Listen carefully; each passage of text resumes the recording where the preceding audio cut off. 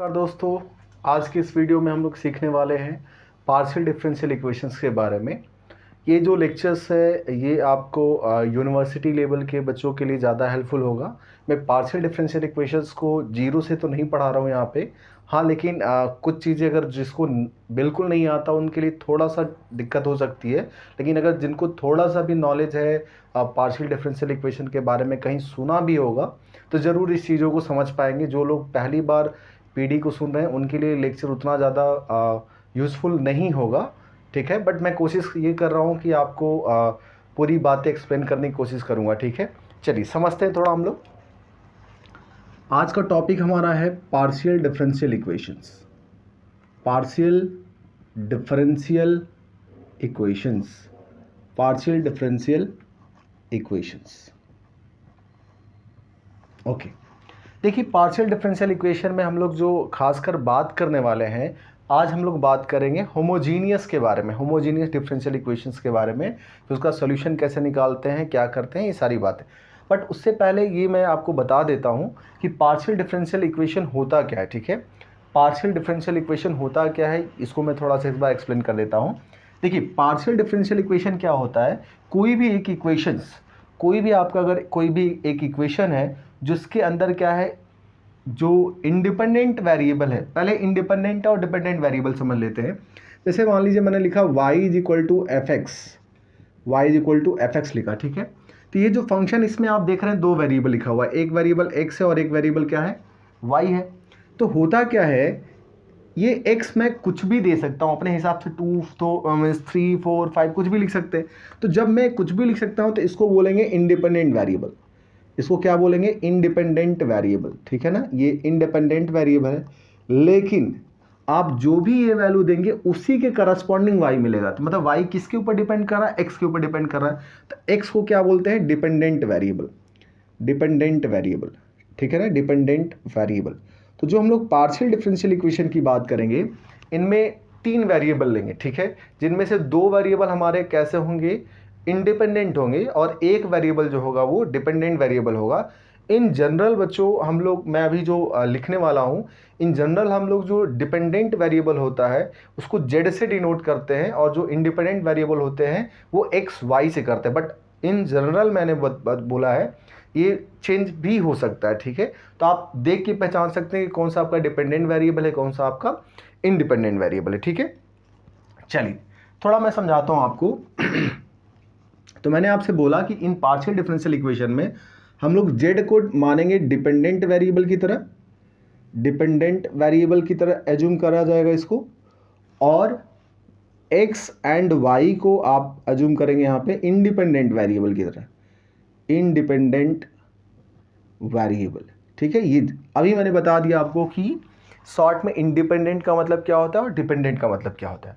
अब आते हैं फिर से पार्शियल डिफरेंशियल इक्वेशन के ऊपर। तो कोई भी इक्वेशंस पार्शियल डिफरेंशियल इक्वेशन कब कहलाएगा, जब क्या होगा, जब आपका ये जो डिपेंडेंट वेरिएबल है ना, डिपेंडेंट वेरिएबल जो है इसका पार्शियल डेरिवेटिव होना चाहिए किसके रिस्पेक्ट में, इंडिपेंडेंट वेरिएबल के रिस्पेक्ट में। जैसे फॉर एग्जांपल डिपेंडेंट वेरिएबल है z, इसका डेरिवेटिव है किसके रिस्पेक्ट में, x के रिस्पेक्ट, इंडिपेंडेंट, और ये सिंबल होता है पार्शियल डेरिवेटिव का। और कहीं पे ऐसे भी हो सकता है y। तो फिर से मैं बता दूं, देखिए ये हो क्या रहा है, डिपेंडेंट वेरिएबल का डिफरेंशिएशन किया जा रहा है partially with respect to independent variable.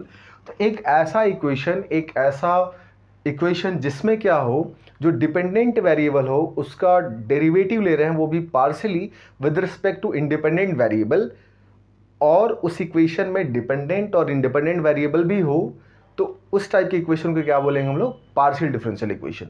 I hope कि मेरी बात समझ में आ रही होगी। जैसे फॉर एग्जांपल के लिए मैं आपको लिख दूं यहाँ पे, जैसे मान लीजिए मैंने लिखा यहाँ पे x del 2z upon del x2 plus y del 2z upon del y2 is equal to something, कुछ ले लेते हैं 3 5 कुछ भी। ये देखिए पार्शियल डिफरेंशियल इक्वेशन है।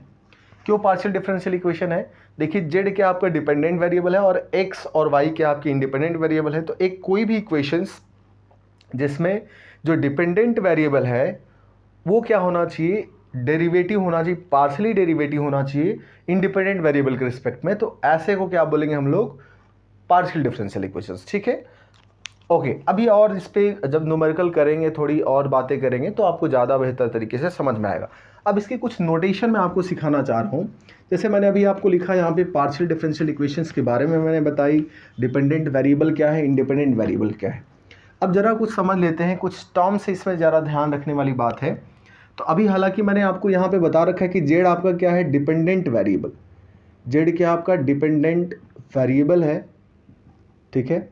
और एक्स एंड वाई हमारा क्या यहाँ पे इंडिपेंडेंट वेरिएबल है, इंडिपेंडेंट वेरिएबल है, इंडिपेंडेंट वेरिएबल है बच्चों, ठीक है।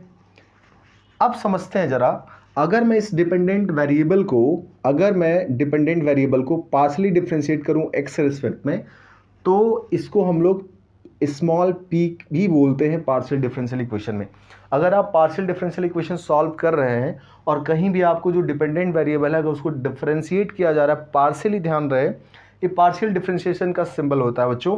अगर पूरी तरीके से टोटल डिफरेंशियल करते हैं तो डी लगाते हैं, ये डी लगाते हैं, तो ये नहीं है यहाँ पे इसको डेल पढ़ेंगे, क्या पढ़ेंगे, डेवा या डेल ऐसे बोलते हैं। तो del Z upon del X या डेवा जेड अपॉन डेवा एक्स भी बोलते हैं इसको। अगर मैं इस डिपेंडेंट वेरिएबल जो जेड है उसको अगर मैं उसको एक्स के रिस्पेक्ट में डिफरेंशिएट करूं तो उसका सिंबल पी होता है, भूलेंगे नहीं, ठीक है। अगर मैं इसी को क्या करूं वाई के रिस्पेक्ट में कर दूं तो ये क्या कहलाएगा, क्यू कहलाएगा, ठीक है। और मान लीजिए अगर मैं इसको 2 बार डिफरेंशिएट कर दूं एक्स के रिस्पेक्ट में, अगर मैं इसको 2 बार डिफरेंशिएट कर देता हूं तो ये कहलाता है आपका आर। और इसी को अगर मैं 2 बार डिफरेंशिएट कर दूं यहाँ पे वाई तो ये कहलाएगा आपका टी। और इस जेड को एक बार एक्स के रिस्पेक्ट में, एक बार वाई के रिस्पेक्ट में, तो ये कहलाता है एस। ये 4-5 सिंबल है, आपको ध्यान रखना जरूरी है, ठीक है ना। मैंने क्या आगे बताया, अगर आपके पास जो डिपेंडेंट वेरिएबल है वो जेड है और इंडिपेंडेंट वेरिएबल 2 हैं आपके पास, एक्स और वाई। अगर मैं डिपेंडेंट वेरिएबल को इंडिपेंडेंट वेरिएबल एक्स के रिस्पेक्ट में डिफरेंशिएट पार्शली करता हूँ तो वो क्या कहलाएगा, स्मॉल पी। उसी तरीके से स्मॉल क्यू है आपका, स्मॉल आर है यहाँ पे, ये टी है और ये एस है। कंफ्यूज नहीं होंगे, ये सिंबल भी कहीं कहीं यूज किया जाएगा तो आप परेशान नहीं होंगे कि क्या मैंने बता दिया, ठीक है। कंफ्यूजन्स नहीं होनी चाहिए आपको, ठीक है। यहाँ तक मेरी बात क्लियर हो रही है। चलिए अब ऐसा करता हूँ मैं आपको, एक्चुअली हम लोग पढ़ने क्या वाले हैं अभी, तो मैं आपको एक थोड़ा सा हिंट दे दिया बच्चों, क्योंकि जानना ज़रूरी है।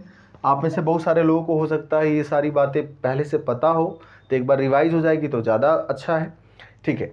अब यहाँ पे अपन लोग को पढ़ना ये है homogeneous PD, homogeneous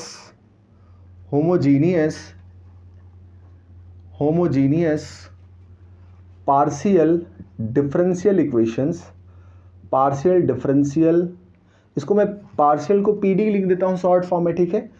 PDE partial differential equation with constant coefficient, with constant coefficient. अब ये क्या मतलब है थोड़ा समझने की कोशिश करते हैं, क्योंकि अपना जो है ना पीडीई अभी हम लोग स्टार्ट यहीं से कर रहे हैं, क्योंकि यहाँ से हमारे एग्ज़ाम में जो खासकर एमएससी का जो एग्ज़ाम है, जो एकेटीयू है आपका, यूपीटीयू हो गया, यूपी कॉलेज हो गया, बीएचयू हो गया, इनमें सारे बहुत सारे क्वेश्चन इस पे आते हैं, तो इसको हम लोग ले रहे हैं। देखिए होमोजीनियस का मतलब क्या होता है, अगर कोई भी इक्वेशन आपका है अगर उसको आपको होमोजीनियस बोलना है तो होमोजीनियस का मतलब होता है एक समान। होमोजीनियस बोलते हैं ना, जैसे होमोजीनियस सॉल्यूशन केमिस्ट्री में आप देखे होंगे, होमोजीनियस सॉल्यूशन बोलते हैं। अगर शुगर को और पानी को मिला दिया जाए तो पूरी अच्छी तरीके से घुल जाता है, तो उसको क्या बोलते हैं, होमोजीनियस, मतलब पूरे एक समान, उसमें आप अंतर नहीं निकाल पाए। लेकिन मैथ्स में तो ऐसा सॉल्यूशन करना है नहीं, तो मैथ्स में होमोजीनियस का मतलब ये होता है कि उस इक्वेशन में जितने भी टर्म्स हैं उनकी डिग्री सेम होनी चाहिए, उनकी डिग्री सेम होनी चाहिए। मैं क्या बोल रहा हूँ मैं इसको लिखता हूँ, अभी समझाता हूँ। अब हालांकि यहाँ पे बात करें पार्शियल डिफरेंशियल इक्वेशन की, तो पार्शियल डिफरेंशियल इक्वेशन ही लेंगे, तो मैं एक जनरल लेता हूँ समझाने के लिए आपको। देखिए मान लीजिए मैंने लिया ए नॉट, एक कोफिशिएंट है, लेकिन ये कोफिशिएंट क्या कहलाएगा, आपको कांस्टेंट कहलाना है, मतलब लेना है आपको यहाँ पे। और ले लिया मैंने del N Z upon del X N, ठीक है, प्लस नेक्स्ट लेते हैं, चलिए यहाँ पे ले लिया मैंने A1 डेल एन जेड तो है यहाँ पे, और डेल यहाँ पे लेते हैं n-1 x, फिर से डेल y ले लिया मैंने, ठीक है। अब ज़रा ध्यान दीजिए, ये यहाँ पे ले लेता हूँ n-1 x इस तरीके से, प्लस इस तरीके से चलता जाएगा, मान लीजिए an हो गया और डेल nz होगा यहाँ पे और डेल yn हो जाएगा, इज इक्वल टू समथिंग कुछ भी ले लीजिए यहाँ पे fxy। तो राइट हैंड साइड में ये कांस्टेंट भी हो सकता है बच्चों, या x और y का फंक्शन भी हो सकता है, इंडिपेंडेंट वेरिएबल का फंक्शन भी हो सकता है। अब यहाँ पे आप देखिए, मैं ऐसा क्यों बोल रहा हूँ कि होमोजीनियस इक्वेशन है, होमोजीनियस पार्शियल डिफरेंशियल इक्वेशन है विद कांस्टेंट कोएफिशिएंट। देखिए a0 a1 a2 dash dash an जो है आपका, ये क्या है, कांस्टेंट है, ठीक है ना। फॉर ऑल, यहाँ पे ऐसा लिखिए वेयर ये जो a0 आपका है, a1 है, डैश डैश डैश an है, सारे के सारे क्या हैं, ऑल आर कांस्टेंट। ये सारे के सारे क्या हैं बच्चों, कांस्टेंट हैं, ठीक है ना, ये कांस्टेंट हैं सारे के सारे। अब देखिए अगर मैं इसकी डिग्री की बात करूं, इसकी डिग्री कितनी है, n है, पावर देखिए n है, इसकी भी डिग्री n है, ऊपर देखिए n है और a n-1 और इसकी डिग्री क्या है 1, तो n-1 प्लस 1 करेंगे तो कितना हो जाएगा, n ही आ जाएगा। सिमिलरली यहाँ भी, तो ये सारे टर्म्स की डिग्री अगर आप देखेंगे, ईच टर्म की डिग्री क्या है, सेम है, तो उसको क्या बोलेंगे हम लोग, होमोजीनियस। और ये कौन सा इक्वेशन, अगर वो डिफरेंशियल इक्वेशन होता तो क्या कहलाता, होमोजीनियस डिफरेंशियल इक्वेशन, और अगर ये पीडी है तो homogeneous PD differential equation, means partial differential equation कहला दिया, ठीक है। तो होमोजीनियस का मतलब आपने यहाँ से ये सीखा, होमोजीनियस की अगर मैं बात करूँ तो इक्वेशन इन विच, जिसमें सारे के सारे term, in which each term has equal degree, हर एक टर्म की डिग्री क्या होनी चाहिए, सेम होनी चाहिए, तो क्या कहलाएगा हमारा, होमोजीनियस कहलाएगा। अच्छा, अब अगर ये होमोजीनियस हमने सीख लिया और विद द कांस्टेंट कोएफिशिएंट, क्या सर ऐसा ही हमेशा होगा क्या, नहीं सर, कभी कभी नॉन होमोजीनियस भी आ जाएंगे, बच्चों। तो अभी तो हमने जो हेडिंग डाली है वो क्या हमारा, होमोजीनियस पार्शियल डिफरेंशियल इक्वेशन है, तो पहले इस पे करेंगे, फिर उसके बाद नॉन होमोजीनियस करेंगे। क्या सर ये कोफिशिएंट हमेशा कांस्टेंट ही रहेगा, नहीं, ये कोफिशिएंट आपका वैरी भी हो सकता है, वेरिएबल भी हो सकता है, ठीक है। लेकिन अभी जो हमारा टॉपिक है उसके अकॉर्डिंग चल रहे हैं, फिर इसको कंप्लीट करने के बाद फिर से हम लोग लेंगे non homogeneous partial differential equation with the variable coefficient भी करेंगे, ठीक है। अब यहाँ पे देखो मैंने ये तो लिखा आपके लिए। अच्छा, एक चीज़ और ध्यान रखने वाली बात है कि जो आपका ये differential equation del over del D X जो है ना बच्चों, इसको हम लोग डी से भी डिनोट करते हैं। कैसे डिनोट करेंगे, डी, डेवा ओवर डी एक्स को हम लोग डी डिनोट करेंगे, एंड आपका जो डेवा है डी ओवर वाई अगर है तो इसको हम लोग डी डैश से भी डिनोट करेंगे। ध्यान रखिएगा, ये सारे सिंबल्स हैं जो कि पीडी को सॉल्व करे जाते हैं almost in each and every book में, और हर एक जगह पे इस सिंबल्स का यूज किया जाता है। अब मान के चलिए आप, यूनिवर्सल ट्रुथ है ये, मान के चलें आप, इस सिंबल का डिनोशन जो है इसको हम लोग यूज करते ही करते हैं। तो अभी मैंने 5 चीज़ें बताई, एक तो बताई मैंने पी क्यू आर, एक हमने बात करी P Q R S T क्या होता है, उसके बाद हमने यहाँ पे देखिए आपके लिए एक सिंबल बताया डी और एक डी डैश। कंफ्यूज नहीं होंगे, डी का मतलब क्या है, del upon D X and del upon D Y, अगर कर देते हैं तो हमारा क्या हो जाएगा, डी और डी डैश हो गया। अब चलिए मैं इसी चीज़ को थोड़ा सा दूसरे फॉर्म में लिखने की कोशिश करता हूँ। अभी जो मैंने ये एक्सप्रेशन लिखा हुआ है, आप थोड़ा समझ के मेरे को बताइएगा, ये जो एक्सप्रेशन मैंने लिखा है ना बच्चों, तो कभी कभी आपको क्या दे देगा, इसी एक्सप्रेशन को कुछ ऐसे भी लिखा जाता है। देखिए ए नॉट, अभी मैंने क्या बताया, डी ओवर डी एक्स को ये del over means del upon डेवा X को क्या बोलते हैं हम लोग, डी बोलते हैं। तो ये एन टाइम है तो इसको ऐसे लिखेंगे, डेल एन जेड। ये देखिए जेड है ना यहाँ तक, ये जेड तो सेपरेट है, मैंने इतना ही को बोला था। अगर यहाँ एन होगा, यहाँ एन होगा तो ये भी एन हो जाएगा, तो वही एन हो गया, और ये जेड यहाँ पे सेपरेट है, ठीक है। प्लस इसको ए वन देखिए, अब n-1 टाइम है, ठीक है, तो इसको लिखेंगे आप डी n-1, और ये del Z upon del Y भी बच गया एक, तो ये डी डैश कहलाएगा। क्या कहलाएगा, डी डैश, और जेड आपका है ही सेपरेटली। उसी तरीके से इधर भी आप लिखते जाएंगे इस तरीके से, dash dash plus A N D dash की पावर n, और यहाँ पे जेड, और is equal to F of X Y. तो ऐसे भी आपको लिखा हुआ मिल सकता है, ये और करके आप समझ सकते हैं कि आपको डी और डी डैश के टर्म्स में भी आपको एक्सप्रेशन लिखा हुआ मिल जाएगा। तो ये ज़्यादा आसान होता है समझने के लिए। थोड़ा समझते हैं। देखिए इसकी डिग्री n है और इसकी डिग्री n-1 है और ये आपका डी डैश है, इसको 1 नहीं मानेंगे बच्चों, ये डी डैश है, ठीक है ना। तो डी डैश भी कितनी बार है, एक ही बार है। देखिए डी डैश भी कितनी बार है, एक बार है। तो n-1 प्लस 1 करेंगे तो n डिग्री हो जाएगा। यहाँ पे n है, यहाँ पे होगा n-2 और डी डैश की पावर 2 हो जाएगी, तो वहाँ से भी आपका हो जाएगा, ठीक है। तो आप सभी टर्म्स की डिग्री को, अगर आप हर एक इंडिविजुअल टर्म्स की डिग्री को आप ऐड करेंगे तो आपकी डिग्री क्या आएगी, हर जगह यहाँ पे n ही आएगी। तो इसलिए क्या कहलाएगा, आपका होमोजीनियस डिफरेंशियल इक्वेशन कहलाएगा।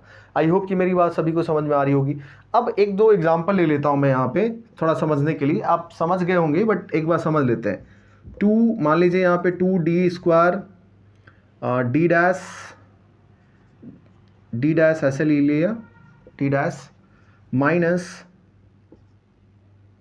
डी इंटू डी डैश का square bracket z is equal to x। क्या ये होमोजीनियस डिफरेंशियल इक्वेशन है? बिल्कुल है सर। क्यों है? देखिए क्योंकि इसकी डिग्री 2 और ये 1 है, इसकी डिग्री 1 है, यहाँ से तो 2 1 3 हो गया, और यहाँ भी डिग्री 2 है और ये भी क्या है 1 है, तो ये भी क्या हो गया 3 हो गया। लेकिन अगर मैं इसी को क्या कर दूँ, इसको मिटा दूँ यहाँ से, तो ये होमोजीनियस नहीं हुआ। क्यों? क्योंकि यहाँ से देखिए इसकी इस टर्म की डिग्री कितनी है, 3 है, और इस टर्म की डिग्री 2 है, तो डिग्री सेम नहीं है। तो इस तरीके से आप आसानी से पहचान सकते हैं कि कौन सा क्वेश्चन जो दिया हुआ है आपका होमोजीनियस पे है या नॉन होमोजीनियस पे, ठीक है। तो उसके अकॉर्डिंग सोचेंगे। अब हम समझ गए कि सर ये होमोजीनियस होगा या नहीं होगा डिग्री के अकॉर्डिंग। इक्वेशन भी समझ गए, डी भी क्या होता है, डी डैश भी समझ गए। अब क्या करना है आपने को कि सर ये तो हम समझ गए, कोई भी डिफरेंशियल इक्वेशन गिवन होगा तो हम समझ जाएंगे, लेकिन अब उसका सॉल्यूशन कैसे निकालें सर, और उसके निकालने का क्या तरीका है वो समझते हैं। देखिए जब सॉल्यूशन की बात करें बच्चों ना, तो थोड़ा समझते हैं। देखिए एक्चुअली होता क्या है, जब भी हम लोग किसी भी डिफरेंशियल होमोजीनियस डिफरेंशियल इक्वेशन का सॉल्यूशन की बात करते हैं, सॉल्यूशन की अगर मैं बात करूं, सॉल्यूशन जो है, तो ये जो सॉल्यूशन आएगा, इसका सॉल्यूशन जो आएगा वो कुछ आता है इस तरीके से, z is equal to CF plus PI। घबराना नहीं है कि क्या है CF और क्या है PI, अभी मैं बताता हूँ। CF का मतलब होता है बच्चों कॉम्प्लीमेंट्री फंक्शंस। क्या होता है? कॉम्प्लीमेंट्री फंक्शंस, कॉम्प्लीमेंट्री फंक्शन बोलते हैं इसको, ठीक है ना। CF का मतलब होता है कॉम्प्लीमेंट्री फंक्शन, PI का मतलब होता है पर्टिकुलर इंटीग्रल, पर्टिकुलर इंटीग्रल। अब ये सारे क्या मतलब है, कैसे निकालते हैं, घबराना नहीं। जिनको आता है वेरी गुड, जिनको नहीं आता है परेशान नहीं होना है, मैं अभी पूरा सिखाने वाला हूँ। देखिए इन्हीं के ऊपर काम करेंगे क्योंकि इन पे खूब सारे क्वेश्चन आते हैं। हर एक कॉम्पिटिटिव एग्जाम में भी क्वेश्चन आते हैं, भर भर के क्वेश्चन आते हैं। ज़्यादातर PI से क्वेश्चन आता है और कभी कभी CF से भी क्वेश्चन आते हैं, लेकिन हमें स्टार्ट करना होगा क्योंकि हमारा जो प्योर टोटल जो सोल्यूशन है आपका वो CF plus PI means complementary function plus the particular integral. अब बात करेंगे बारी बारी से। तो हम लोग इस सॉल्यूशंस पार्ट में यहाँ से देख रहे हैं बच्चों की जो कोई भी जो डिफरेंशियल होमोजीनियस डिफरेंशियल इक्वेशन है उसके 2 सॉल्यूशन होंगे और उनको ऐड करेंगे तब जाके टोटल सॉल्यूशन मिलेगा। एक सॉल्यूशन क्या होगा, कॉम्प्लीमेंट्री फंक्शन, दूसरा होगा आपका पर्टिकुलर इंटीग्रल। अब इन दोनों को निकालने का अपने पास अलग अलग तरीके हैं, इसको कैसे निकालेंगे वो मैं 1 बाय 1 अलग अलग केसेस लेके बता रहा हूँ आपको।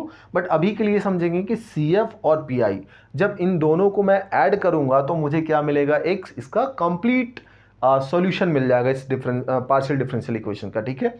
अब बात करेंगे कि सर CF कैसे निकालेंगे और PI कैसे निकालेंगे। तो CF और PI के लिए मैं क्या करता हूँ, एक सेकेंड ऑर्डर का लेता हूँ एक एग्जाम्पल के लिए। यहाँ पे n की वैल्यू 2 के लिए लेंगे और उससे सॉल्व मतलब आपको मैं पूरी बातें एक्सप्लेन करने की कोशिश करूंगा। लेकिन आपको बता दूं कि जब भी आप CF निकालेंगे, तो CF के लिए RHS की ज़रूरत नहीं होती। CF जब भी निकालोगे, टू फाइंड, यहाँ पर लिख देता हूँ मैं, to find CF no need RHS। RHS में क्या लिखा हुआ है इसकी कोई ज़रूरत नहीं है। ध्यान रखेंगे जब भी आपको कॉम्प्लीमेंट्री फंक्शन निकालना है तो वहाँ पे RHS में क्या लिखा हुआ है कोई भी फ़र्क नहीं पड़ता है, ठीक है। सिर्फ हमें फ़र्क किससे पड़ेगा, लेफ्ट हैंड साइड में जो भी चीज़ें, जैसे ये पूरी लेफ्ट साइड में लिखी हुई है, ये एक्सप्रेशंस हमें सिर्फ अफेक्ट करेगा, और राइट साइड में जो भी लिखा हुआ उससे कोई भी लेना देना नहीं है। हाँ, जब पर्टिकुलर इंटीग्रल की बात करेंगे तो उस टाइम लेफ्ट साइड का भी रोल है और राइट साइड का भी रोल है, ठीक है। लेकिन अगर मान के चलिए अगर आपके पास राइट हैंड साइड में पूरी क्वांटिटी कुछ है ही नहीं, जीरो है, तब तो पर्टिकुलर इंटीग्रल निकालने की जरूरत ही नहीं है, ठीक है ना। अगर राइट साइड में कुछ ना कुछ वैल्यू गिवन है, यहाँ पे एफ एक्स वाई की वैल्यू कुछ भी गिवन है, हो सकता है कांस्टेंट हो, कोई वेरिएबल हो एक्स वाई के टर्म्स में, तब तो बोलोगे क्या कि तब निकालेंगे हम लोग पर्टिकुलर इंटीग्रल। अगर ये कोई भी वैल्यू नहीं है, जैसे जीरो इक्वेशन है तो इक्वल टू जीरो भी हो सकता है, तो जैसे अगर इक्वल टू जीरो हुआ तो उस केस में पी आई की जरूरत निकालनी नहीं है, सिर्फ सी एफ से ही काम चल जाएगा। लेकिन हम लोग कोशिश ये करेंगे कि दोनों टाइप की क्वेश्चंस को लिखेंगे। जल्दी जल्दी इसको लिख लो बच्चों, फिर इसको हम लोग अभी कंटिन्यू करते हैं, ठीक है। चलिए हम लोग बात कर रहे हैं यहाँ पे rules for finding the complementary functions. क्या रूल होता है, तो मैंने आपसे बोला था कि चलिए एक लेते हैं हम लोग, क्या 2 डिग्री का डिफरेंशियल इक्वेशन लेते हैं। मान लीजिए आपके पास ये है A naught del 2z upon del x2 plus a1 del 2z upon del x फिर डेल y प्लस a2 हो गया यहाँ से del 2z upon del y2 is equal to 0। बच्चों मैंने यहाँ पे 0 इसलिए लिखा है क्योंकि हमें कोई फ़र्क नहीं पड़ता है कि इसके आगे अगर कुछ भी नंबर है भी RHS में तो भी हम उसको क्या बना देंगे 0, सिर्फ किसके लिए, कॉम्प्लीमेंट्री फंक्शन के लिए। ध्यान रहे RHS में जो भी होगा वो 0 हम लोग बना देंगे, उससे कोई लेना देना नहीं है, ठीक, कॉम्प्लीमेंट्री फंक्शन निकालते समय। अच्छा अभी मैंने आपको बताया था कि आपको करना क्या है कि हम लोग ये लिख सकते हैं, we can write del upon del X को हम लोग डी लिख सकते हैं and del upon del Y को हम लोग डी डैश भी लिख सकते हैं, ठीक है ना। तो मैं इसको यहाँ पर लिख देता हूँ, तो इसको क्या लिखेंगे, ए नॉट डी डैश का whole square means D dash square plus means D square sorry a1 और ये आपका हो गया डी डैश का स्क्वायर और जेड तो रहेगा ही बच्चों, जेड इसके साथ भी है, यहाँ भी a2 रुक जा गलत लिख रहा मैं, यहाँ पे इसको क्या लिखेंगे ए नॉट, ये आपको हो गया डी स्क्वायर प्लस a1, एक यहाँ पे x का है एक बार y का है, तो यहाँ पे d और d डैश और z भी लिखते जाएंगे यहाँ पे z प्लस ये आपका हो गया a2 और यहाँ से क्या हो गया d डैश का स्क्वायर और z इज इक्वल टू 0। अच्छा इसको और ऐसे भी लिख दीजिए a not D square plus z common ले लीजिए, सभी में z है, d dash plus a2 d dash का स्क्वायर और ब्रैकेट में z इज इक्वल टू 0 लिख दीजिए, ठीक है ना। अब इसको सॉल्व करना है, दो चीज़ों का प्रोडक्ट 0 है, इसका मतलब इंडिविजुअल 0 हो सकता है, ठीक है। तो z तो 0 नहीं होगा क्योंकि z ही 0 हो गया तो फिर ये डिफरेंशियल इक्वेशन होगा ही नहीं। अरे भाई दो चीज़ों का प्रोडक्ट बच्चों अगर 0 है इसका मतलब इंडिविजुअल 0 होना चाहिए। अच्छा इसको 0 करते हैं, ठीक है। It imply means A not D square plus a1 d into D dash plus a2 D dash का स्क्वायर इज इक्वल टू 0। अच्छा अब इसमें लॉजिक क्या है समझते हैं। एक्चुअली ये आपका क्वाड्रेटिक इक्वेशन बन गया, डी में भी क्वाड्रेटिक बना हुआ है और डी डैश में भी हो गया, इट्स आपके ऊपर मर्जी है। तो यहाँ पे तरीका फिर से क्या लिया गया कि हमें क्या करना है, पुट यहाँ पे मैं साइड लिख रहा हूँ, put del upon del X को या ये जो आपने डी लिखा हुआ है इसको m मानना है। ऐसा ज़रूरी नहीं है कि आप इसी को m मानिए, आप del upon del means D dash को भी m मान सकते हैं, right. And del upon del Y जो आपका है मिस डी डैश है इसको 1 मानना है, ठीक है ना। आप ऐसा फिर से मैं बता रहा हूँ, ऐसा ज़रूरी नहीं कि आप इसको m मान लीजिए इसको 1 मान लीजिए, कोई फ़र्क नहीं पड़ रहा है, ठीक है। लेकिन आसान हमें ज़्यादातर ये लगता है तो हम लोग इसमें रख लेते हैं। तो ये आपका हो जाएगा A naught M square plus a1 m into 1 मतलब 1 ही हो गया ये, प्लस a2 इंटू 1 का स्क्वायर इज इक्वल टू 0। तो जब आप इसको सॉल्व करेंगे बच्चों तो a naught M square plus a1 m plus a2 is equal to 0। अच्छा अब अगर आप ध्यान से देख रहे हैं यहाँ पे तो ये क्या है, क्वाड्रेटिक इक्वेशन है। देखिए ये क्वाड्रेटिक इक्वेशन है, किसमें m में है क्वाड्रेटिक इक्वेशन, देखो आप अब ये m में बन गया क्वाड्रेटिक इक्वेशन। अच्छा तो आपको पता है कि जब भी कोई भी क्वाड्रेटिक इक्वेशन होंगे तो उनके कितने सॉल्यूशन होंगे, 2 सॉल्यूशन होंगे।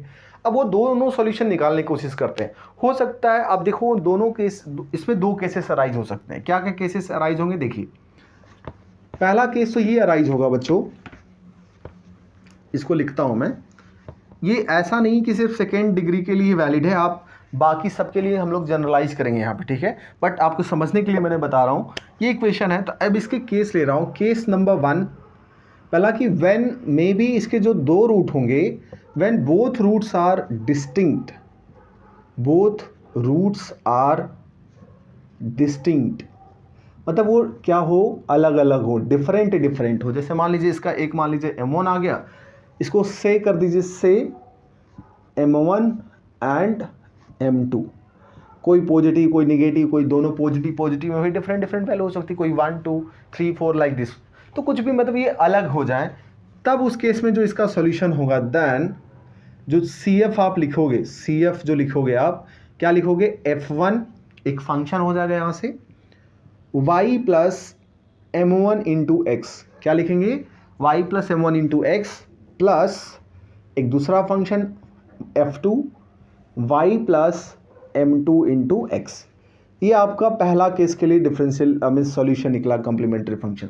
कब, जब इसके जो दो रूट होंगे, क्यों ये क्वाड्रेटिक इक्वेशन है तो इसके दो रूट होंगे, अगर ये दोनों रूट कैसे हैं, डिस्टिंक्ट आ जाए तो के लिए है। अगर डिस्टिंक्ट ना आके कुछ ऐसे आ जाए, केस नंबर 2 ले लेते हैं, ठीक है ना। अगर when both roots are equal, when both roots are equal, अगर ये दोनों रूट्स बच्चों क्या आ जाए, इक्वल आ जाए, मान लीजिए m1 और m2 दोनों क्या आ जाए, इक्वल आ गए, तब उस केस में कॉम्प्लीमेंट्री फंक्शन कैसे निकालते हैं, देखिए इस केस में CF कैसे निकाला जाएगा, f1 y plus m1 into x plus, अब चूंकि एक बार आ चुका है तो अब यहाँ पे x से मल्टीप्लाई करेंगे, f2 y plus m1 into x, ये लिखेंगे आप, ठीक है ना, इस तरीके से लिखें। अब अगर मैं इसको जनरलाइज करूं, अब अगर मैं इस चीज़ को जनरलाइज करूं, यहाँ पे तो मैंने 2 के लिए लिया था तो आसान हो गया। अच्छा, अगर आप जनरलाइज करेंगे फॉर n के लिए, फॉर n के लिए यहाँ पे करते हैं फॉर nth डिग्री PD के लिए निकालिए, ठीक है ना।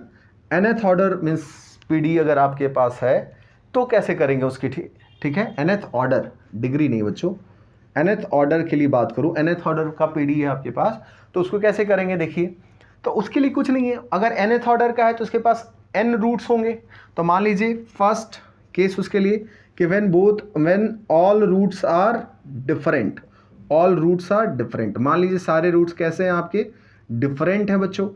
मान लीजिए एक m1 है, फिर m2 है, फिर m3 है, डैश डैश mn है, ठीक है ना, ऐसे n रूट्स हैं। तो क्या करेंगे, कुछ नहीं करना है, बस उसके लिए CF क्या हो जाएगा आपका, f1 y plus m1 into x plus f2 y plus m2 into x, dash dash dash करते जाइए, fn y plus mn into x कर लीजिए, ठीक है ना। सिमिलर प्रोसेस, अगर मान लो सारे रूट्स क्या है, सेम है, तो क्या होगा, दूसरा केस ले लेते हैं भाई, when all roots are same, all roots are same, अगर सारे के सारे रूट्स क्या हो जाए, सेम हो जाए, तो क्या करेंगे, देखिए तब CF कैसे निकालेंगे, f1 y plus m1 into x plus, जितनी बार मल्टीप्लाई करते जाओ, x से स्टार्ट करो, f2 y plus m1 x, same है ना बच्चों, सारे m1 ही मान लीजिए आ गए सारे के सारे, plus x square f3 y plus m1 into x, dash dash dash dash, फिर से ये x n नहीं होगा, देखो 1, ये दूसरे में एक कम है तो इस तरीके, तीसरे में एक कम है तो यहाँ पे n-1 हो जाएगा, f n function y plus m1 into x, इस तरीके से आप निकाल सकते हैं, ठीक है। और इसमें और कुछ केस हो सकते हैं, जैसे मान लीजिए कुछ सेम हो कुछ डिफरेंट हो, अगर मान लीजिए आपके पास 10 हैं, 10 रूट्स हैं मान लीजिए, तो 10 में से हो सकता है कि आपके 3 सेम हो, 7 डिफरेंट हो, तो सेम वाला रूल लगा दीजिएगा उसमें, और डिफरेंट वाले में डिफरेंट वाला रूल लगा देंगे। अब क्या करेंगे हम लोग, ये इन जो रूल मैंने आपको बताया है इस पर बारी बारी से मैं क्वेश्चन ले रहा हूँ। अभी फिलहाल मैं वो जो क्वेश्चन ले रहा हूँ वो सारे के सारे मान के चलिए MCQ ही क्वेश्चन है आपके लिए, लेकिन मैं ऑप्शन नहीं लिख रहा हूँ, पहले क्वेश्चन लिखूंगा और उसके ऑप्शन जो है वो बाद में डिस्कस करेंगे, मतलब आंसर डिस्कस करेंगे, ऑप्शन मैं नहीं लिख रहा हूँ बच्चों, ठीक है ना।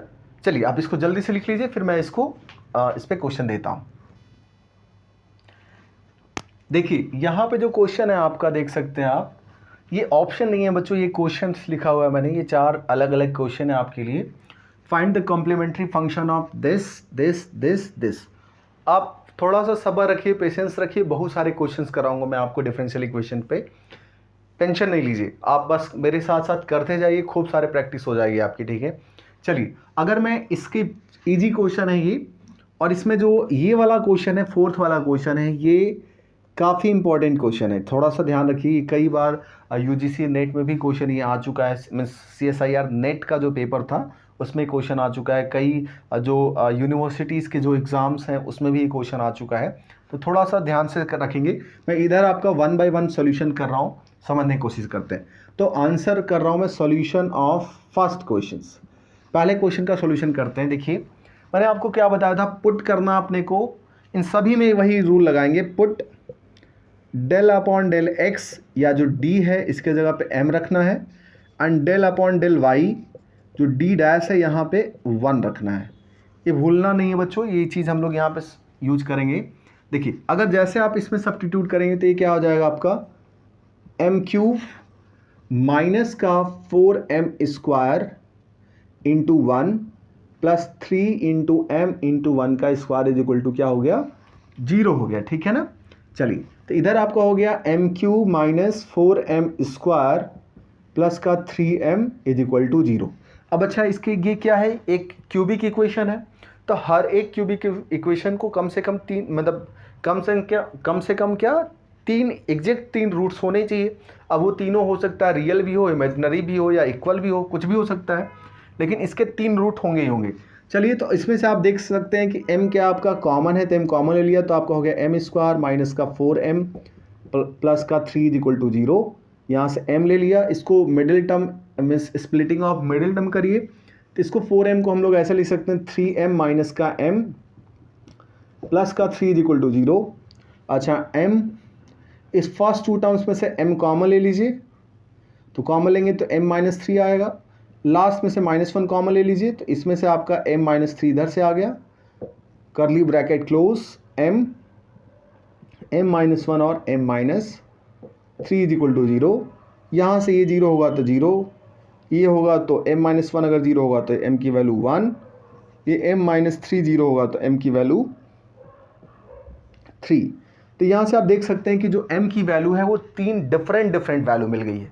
तो वो वाला रूल क्या बोलता है, जब आपके पास डिफरेंट वैल्यू हो तो z मीन्स कॉम्प्लीमेंट्री फंक्शन कैसे निकालेंगे बच्चों, f1 या f1 के जगह 5 1 कुछ भी, कोई भी फंक्शन ले सकते हैं, arbitrary function f1 y plus mx, तो m यहाँ पे 0 है तो 0 इंटू एक्स ले लिया आपने, 0 into x, plus f2 y plus 1 into x, plus f3 y plus 3 into x.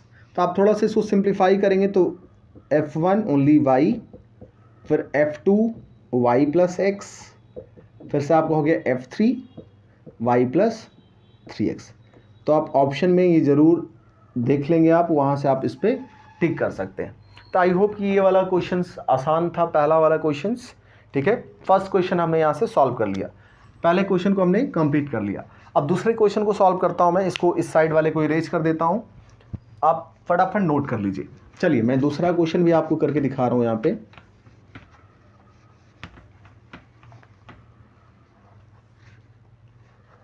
चलिए, सेकेंड क्वेश्चन की अगर मैं बात करूँ यहाँ से, second question solution of question number 2, इसको सॉल्व करते हैं। अब पहले इसको डी के फॉर्म में लिख लेते हैं। तो ये जो है इसको क्या लिख सकता हूँ मैं, देखिए पहले लिख ही देता हूँ, del 2z upon del x2 minus का 4 del 2z upon del x del y plus 4 del 2z upon del y2 is equal to 0 है। तो इसको क्या लिख सकते हैं, इसको डी स्क्वायर लिख सकते हैं।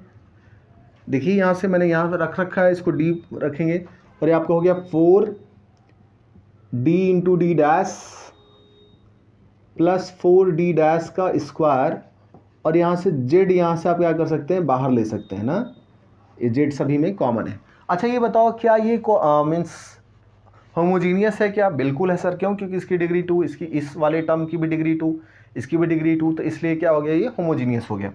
अच्छा, अब ये होमोजीनियस हो गया तो जहाँ पे डी होगा वहाँ पे क्या रखना है, एम रखना है, तो यहाँ पे एम रखिए, तो M square minus 4 into M plus 4 is equal to 0। अब ये तो दिख ही रहा है, ये पक्का परफेक्ट ये स्क्वायर है ये, तो कैसे इसको क्या लिख सकते हैं, m-2 का होल स्क्वायर है बच्चों। यहाँ से हुआ तो m की वैल्यू 2 आ जाएगी, m-2 और m-2 इज इक्वल टू 0, मतलब m की 2 वैल्यू आ गई। अब दोनों वैल्यू क्या, 2 तो आनी ही थी, क्यों, क्योंकि ये क्वाड्रेटिक इक्वेशन है।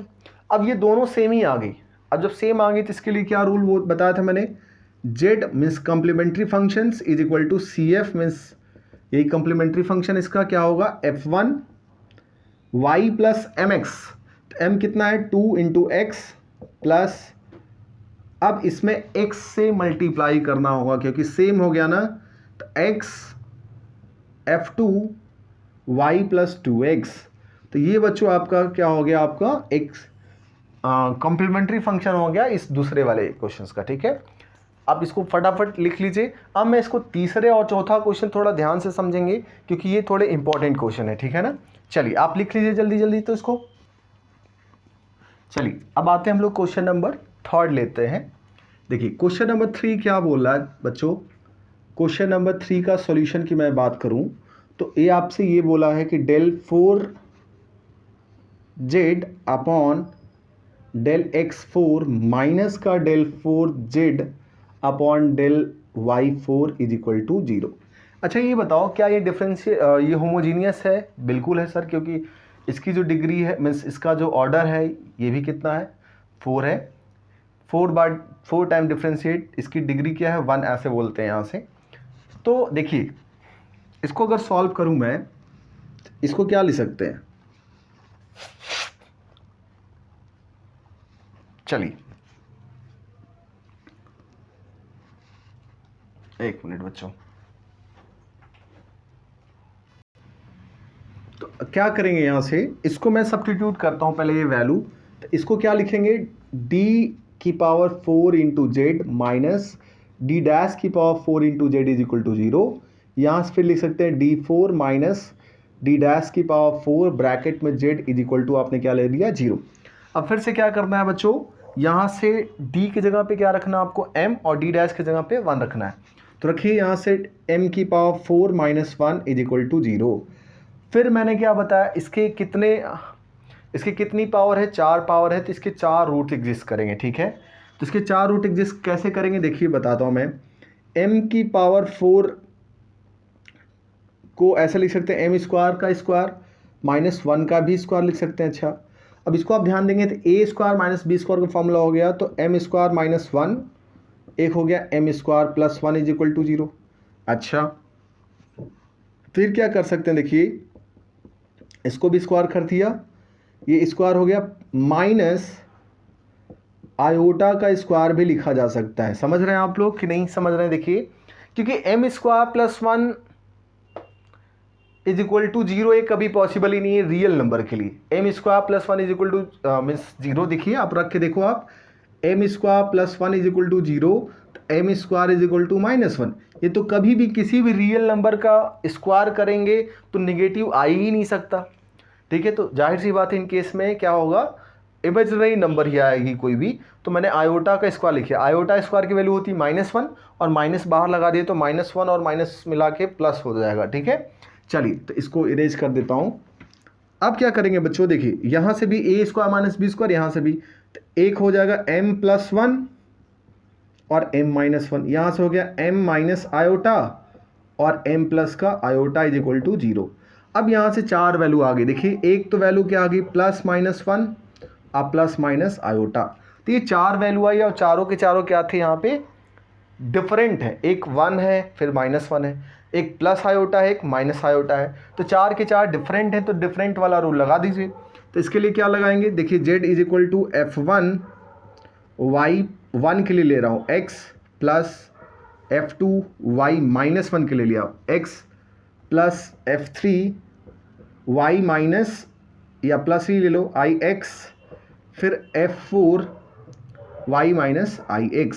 तो ये जो आपका सॉल्यूशन हो गया किसके लिए हो गया, ये 4th वाले का क्या हो गया आपका सॉल्यूशन हो गया यहाँ से। ठीक है ना, जो आपका मीन्स 3rd इक्वेशन लिखा था मैंने, इस 3rd इक्वेशन का कॉम्प्लीमेंट्री फंक्शन। बस आपको ध्यान रखना है कि अगर इसके 4 रूट्स हैं तो 4 होने चाहिए। अब देखिए मैं एक क्वेश्चन यहाँ पे लास्ट वाले क्वेश्चन लेता हूँ, फिर और कुछ क्वेश्चन लूँगा, ठीक है। अभी के लिए पहले इसको सॉल्व कर लेते हैं, ठीक है। तो अभी मैं ये करता हूँ, इसको इरेज करके ये वाला क्वेश्चन लिखता हूँ मैं, ठीक है। मतलब लिखा हुआ ये क्वेश्चन है, इस क्वेश्चन को थोड़ा ऊपर लिख देते हैं, ठीक है ना, तब थोड़ा सॉल्व करने की कोशिश करते हैं। आप लोग भी मेरे से पहले सॉल्व करें तो ज़्यादा बेहतर है। फोर्थ वन अगर मैं बात करूँ, d3d dash plus D square, sorry ये भी स्क्वायर है बच्चों, ये मिट गया था यहाँ से, और ये डी डैश का क्यूब, और यहाँ पे z इज इक्वल टू 0। अच्छा, इसमें खास बात ये है ना, देखिए खास बात क्या है, क्यों ये क्वेश्चंस खास बन जाता है, थोड़ा समझने की कोशिश करते हैं। देखिए अगर आप यहाँ से जरा सा भी आपने ऐसे करा, क्योंकि ये होमोजीनियस है, क्योंकि 3 2 5 2 3 5, यहाँ भी 5 5 है इनकी डिग्री, तो ये तो होमोजीनियस है। लेकिन ये गलत कैसे हो जाते हैं, ये थोड़ा समझने की कोशिश करते हैं। देखिए अगर आप क्या करेंगे, यहाँ से देखेंगे कि सर हम ये करते हैं कि इसको एम स्क्वायर, आपने तो बताया था कि डी की जगह पे क्या लेना है, एम, और डी डैश की जगह 1 लेना है। तो आप जैसे लिया तो M cube into 1 plus M square into 1 का क्यूब इज इक्वल टू 0। मतलब ये हो गया M cube plus M square is equal to 0। M common ले लिया आपने, एम स्क्वायर कॉमन ले लिया, तो M plus 1 is equal to 0। तो आप बोलेंगे कि सर कि एम की वैल्यू 0 0 -1।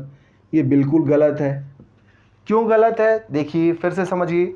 इसकी डिग्री कितनी है बच्चों, 5 है ना, इसकी डिग्री देखिए कितनी है, 5 है। तो इसके 5 रूट्स आने चाहिए, यही गड़बड़ हो रही है। देखिए जितनी भी इसकी डिग्री होगी उतना ही उसके रूट भी आने चाहिए। क्वाड्रेटिक में उसकी डिग्री कितनी होती है, 2, तो 2 रूट है।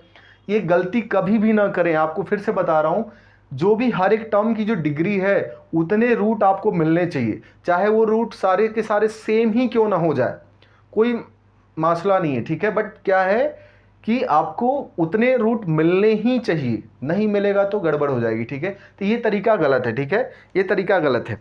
तो आप क्या करेंगे, इस ऐसे टाइप के क्वेश्चन को सॉल्व करने के लिए कैसे करेंगे, देखिए मैं बता रहा हूँ, ठीक है ना, इसलिए ये खास क्वेश्चन बन गया है। अब इसमें से क्या करें आप, कॉमन क्या मिल रहा है, देखिए डी स्क्वायर कॉमन ले लीजिए एंड डी डैश का स्क्वायर कॉमन ले लीजिए, दोनों में मिल जाएंगे कॉमन। यहाँ से कॉमन ले लिया बच्चों, तो एक डी बच गया यहाँ से, और यहाँ से एक डी डैश बच गया। यहाँ तक तो कोई दिक्कत नहीं है किसी को, ठीक है, जेड यहाँ तक किसी को कोई दिक्कत नहीं है। अच्छा, इस सारे प्रोडक्ट में है, सारे जीरोज हैं, इसका मतलब क्या है, बारी बारी से सॉल्व करना पड़ेगा। मतलब डी स्क्वायर जेड भी एक जीरो हो गया यहाँ से, दूसरा case D dash square Z भी जीरो हो गया, और एक तीसरा केस आपका है D plus D dash Z भी क्या आपका हो गया, जीरो हो गया। ऐसे ऐसे ब्रेक करके लिखना पड़ेगा, तब जाके क्वेश्चन बनेंगे, ठीक है। अच्छा, ये जब जीरो हुआ तो इसका मतलब क्या हो गया, अगर मैं यहाँ पे पुट करता हूँ, पुट इसके जगह पे m करेंगे तो ये क्या होगा, M square is equal to 0। तो m की वैल्यू कितनी आ गई, 0 0, 2 आ गई, 0 0, 0 ही आएंगे। तो इसके लिए सोल्यूशन क्या हो जाएगा बताइए। इसके लिए जो CF होगा, इसका CF मान लीजिए F1 y plus 0 into x, मतलब यही होगा, प्लस 0 0 2 बार आए तो रिपीट हो जाएगा x F2 y। इसके लिए ये सोल्यूशन हो गया। अच्छा, इसके लिए देखिए ये भी जीरो होंगे, ये भी जीरो होंगे। तो अब देखो फिर से ध्यान दीजिए, यहाँ पे 1 नहीं रख सकते आप। जैसे अभी तो आप बोलेंगे कि सर आपने ये बताया था कि d इसके जगह पे क्या रखना है, m रखना है, और इसके जगह पे क्या रखना है, 1 रखना है। अब ध्यान दो, अगर जैसे आपने इसको 1 रख दिया, देखिए क्या दिक्कत हो रही है। आप जैसे इसको 1 रखें into Z is equal to 0। अब दो चीज़ों का प्रोडक्ट 0 है, इसका मतलब दोनों में से कोई एक को तो 0 होना पड़ेगा। अब ये 1 आ गया तो 1 तो 0 हो ही नहीं सकता, क्योंकि वो 1 कांस्टेंट है। अब जेड 0 जैसे हुआ तो एक डिफरेंट, मतलब PD रहा ही नहीं, क्योंकि जेड पूरा 0 करोगे तो पूरा 0 खत्म हो गया। तो ये नहीं रखा जा सकता। इसका मतलब क्या होगा, यहाँ पे आपको क्या करना पड़ेगा। अब इसके जगह पे मैंने आपको बताया था कि वाइस वर्सा कर सकते हैं जब ऐसा सिचुएशन आए। अब इसको m मान लो, क्या फ़र्क पड़ता है, ठीक है। या आप इसको अगर m मान लेंगे तो इसको मान लीजिए, मैंने इधर मान लिया, एक सेपरेट के लिए मान लिया, तो इसको मैंने मान लिया तो m square is equal to 0। लेकिन ध्यान दीजिए, आप m किसको मान रहे हैं, अब यहाँ पे आप m इसको मान रहे हैं, y के रिस्पेक्ट में मान रहे हैं m। तो जब y के रिस्पेक्ट में m